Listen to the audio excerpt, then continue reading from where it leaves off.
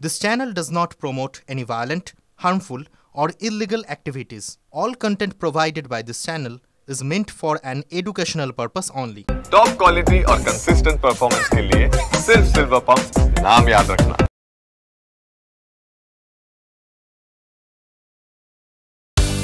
GST নিয়ে বড় সিদ্ধান্ত নিতে চলেছে কেন্দ্র।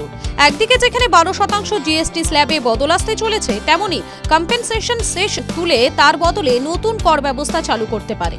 আর এই নতুন কর বসলেই এক ধাক্কায় অনেকটা বাড়বে সিগারেট এবং মদের দাম। অনেক দামি হতে চলেছে গাড়িও।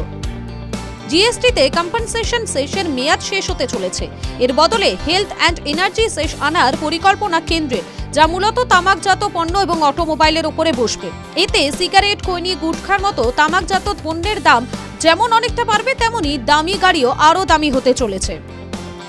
সিন গুডস অর্থাৎ শরীরের জন্য ক্ষতিকর বলে যে পণ্যগুলিকে ধরা হয়, তার উপরে এমনই অতিরিক্ত ট্যাক্স বসে। 28% জিএসটির অধীনে পড়ে মদ, সিগারেট এবং তামাকজাত পণ্য। এবার থেকে ক্লিন এনার্জি শেষ বসতে চলেছে কয়লা, দামি গাড়ির ওপর। সূত্রের খবর, চলতি মাসের শেষ ভাগে মন্ত্রিসভার বৈঠক বসবে। সেখানে এই শেষ বা কর নিয়ে আলোচনা হবে। এর মধ্যে তামাকজাত পণ্য ও দামি গাড়ির উপরে কর বসানো প্রায় নিশ্চিত। প্রসঙ্গত, কম্পেনসেশন শেষ হলো অতিরিক্ত কর যা জিএসটির উপর বসানো হয়। নির্দিষ্ট কিছু পণ্যের উপরে এই অতিরিক্ত ট্যাক্স নেওয়া হয়। 2017 সালে এই কর ব্যবস্থা আনা হয়। রাজ্যগুলি রাজস্বের ক্ষতিপূরণের জন্যই এই কর আনা হয়েছিল। 5 বছরের মেয়াদ ছিল, তবে 2022 সালে তার মেয়াদ আরও বাড়িয়ে 2026 সালের মার্চ মাস পর্যন্ত করা হয়। TV9 Bangla digital.